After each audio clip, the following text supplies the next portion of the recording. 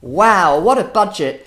The Chancellor George Osborne has decided to reduce the VAT on bingo because that's what he thinks the working classes do. They play bingo, and he obviously wants to attract all those working class voters, hoping that they'll jump ship and join the Conservative Party. And then he's also actually shown what he thinks of working people by saying, and I'm also going to take a penny off a pint of beer. Well, that is fantastic, because once his working class people have actually got completely legless on 100 pints of beer, which he will assume won't take very long, they will have saved £1. Now, I'm Vivian Saunders and I'm chairman of the Fair Tax in Sport campaign, because my message to the Chancellor and to the Prime Minister is that working people don't just play bingo, they play sport. And we have been campaigning now for 20 years for this country to have a fair system of VAT in sport. Now, don't turn off, don't think, oh, VAT, I'm not interested, because you should be. Here's the situation. If you are somebody who goes and enjoys your sport at a public facility, you go and play tennis at a David Lloyd Tennis Centre, or you go and play at a snooker hall or whatever, you're paying that, and that is 20%. And it needn't be, because the European Commission allows governments to reduce their rate of VAT. In Luxembourg, it's 3%. In Holland, it's 6%. In the Irish Republic, it's 9%. But here, it's still 20%. Because the government just doesn't get it. They are not interested in sport. OK, we've got a Minister of Sport, Helen Grant. Yeah, Helen Grant. Well, now, Helen did play sport when she was at school, but she's not a high-profile sports person. And then there's Maria Miller, the Secretary of State for Culture, Media and Sport. And is she really interested in sport? No, the government doesn't understand it. So here's what actually happens in sport. Now, if you play at a posh, member-owned golf club or tennis club or any sort of other member-owned club, you don't pay VAT. It's all VAT-free. If you are the man in the street who goes and plays at some sort of commercial centre, then you pay VAT at 20%. So when the Chancellor of the Exchequer wrote to Theresa May, the Home Secretary, about sport, he picked out 3 particular sports clubs where, in his mind, they shouldn't pay VAT. And the 3 he chose are really very significant of what he thinks of sport. The first one was the MCC at Lords, the Centre for Cricket. The next one was that fantastic racket club in London, Queen's. And the third one, Sunningdale Golf Club. The most elite of all the golf clubs in England. And they all get VAT-exempt sport. And that's what the Chancellor thinks of a non-profit making sports club that should enjoy VAT-exempt sport. OK, now let's put it this way. If you actually went and played snooker at Sunningdale Golf Club, because I'm sure they have a snooker table, it's all VAT-exempt. But if you're somebody who's actually a working guy who goes down to a snooker hall, you're paying VAT on your sport. OK, how does it work out? Well, basically, for every £10, you add on 20%. So £10, you add on 2, it's £12. You take a sixth off, right? So if you spend £1,200 on sport in a year, £200 of that is going to VAT.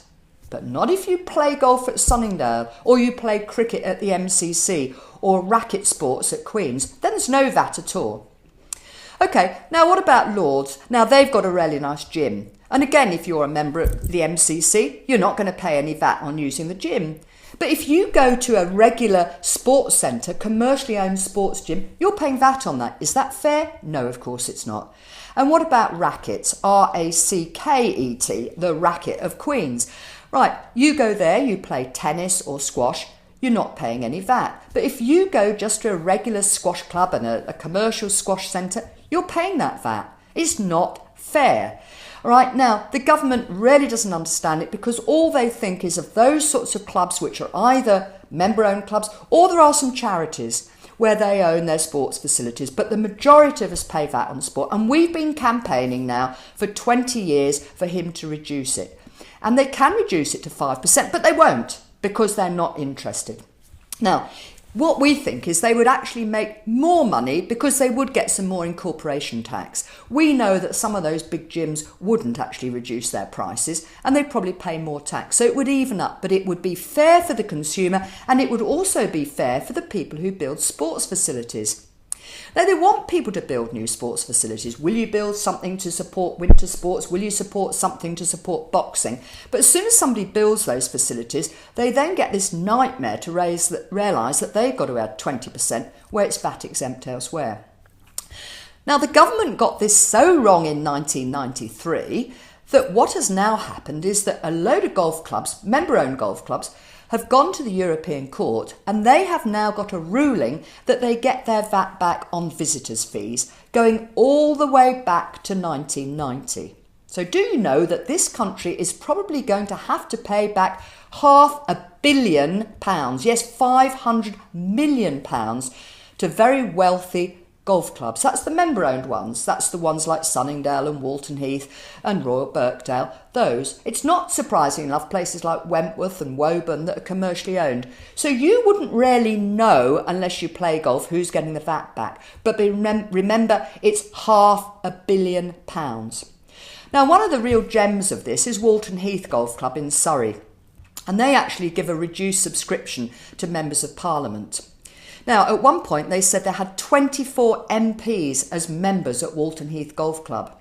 They don't have to charge VAT, and they're going to be one of the recipients of this huge amount of VAT. So can we get a Member of Parliament to take this on? Of course we can't, because they are all on the gravy train. OK, now what about David Cameron? Now, David Cameron's a busy man, but he is an honorary member of a golf club called Ellsborough. And Ellsborough sits right opposite Chequers, which is the country home for the Prime Minister. And he's an honorary member there.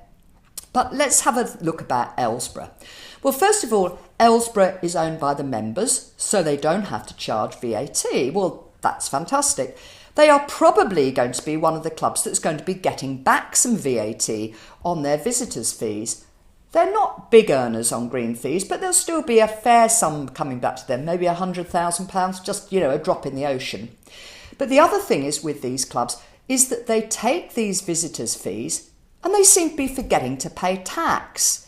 Now, the accountant who acts for 30 golf clubs in the Hertfordshire area and includes, in fact, Ellsborough, brags that of the 30 golf clubs he acts for, none of them ever pay tax. You see, it's a scam. It's a scam that they don't pay tax on these green fees. So how does it all add up? Well, very simply, Sunningdale, which was a big earner on visitors' fees, in 2011 earned £1.3 million in visitors' fees. And that just goes to actually subsidise their members' subscriptions, and it's taxable. But you see, what happens at all these clubs is they pretend it's not happening. They call them temporary members or guests of members. They actually just hide the lot.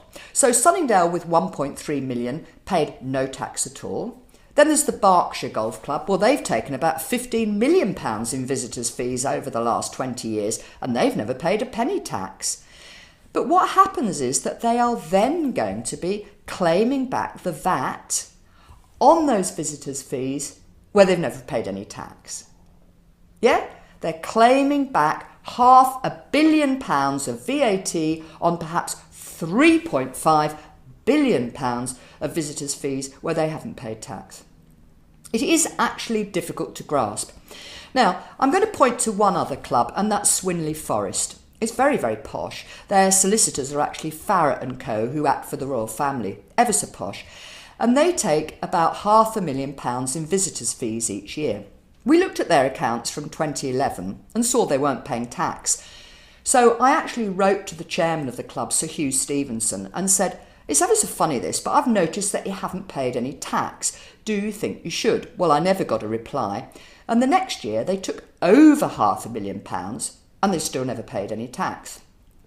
Now, the astonishing thing with this is that Sir Hugh Stevenson was the deputy chairman of the Financial Services Authority. OK, so you'd think, well, he's obviously a very honest man, so you think I've got it wrong. No, I haven't. Somewhere along the line, those accountants have actually fiddled that by calling these people temporary members. And Sir Hugh has happily signed off these accounts.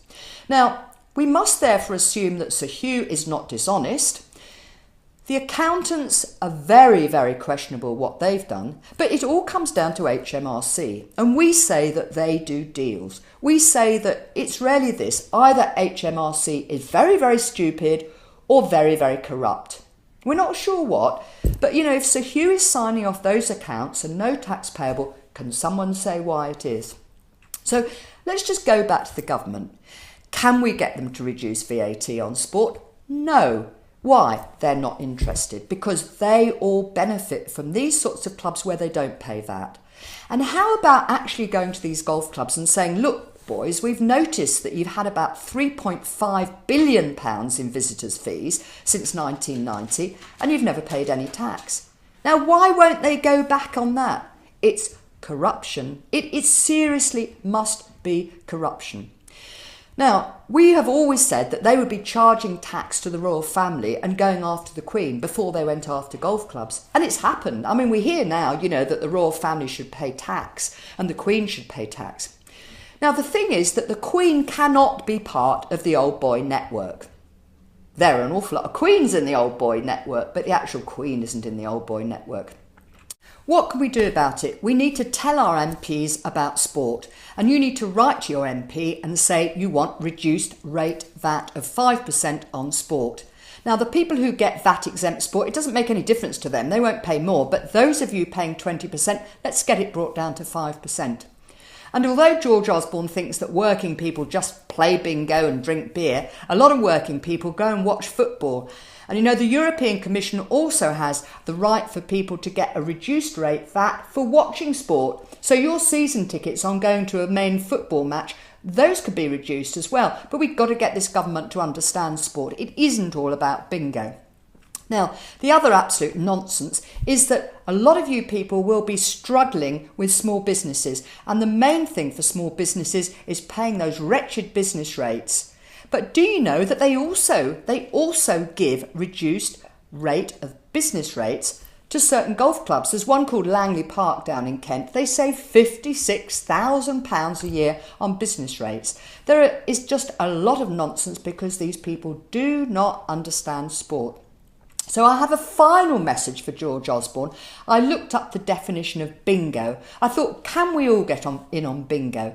And I found there the Urban Dictionary gives this fantastic definition of bingo because do you know in Denmark, bingo means when you fill the entire toilet bowl with poop. Now, we actually think that George Osborne's understanding of that and sport is a load of. So maybe that's what he meant by bingo, filling up that whole toilet bowl with poop.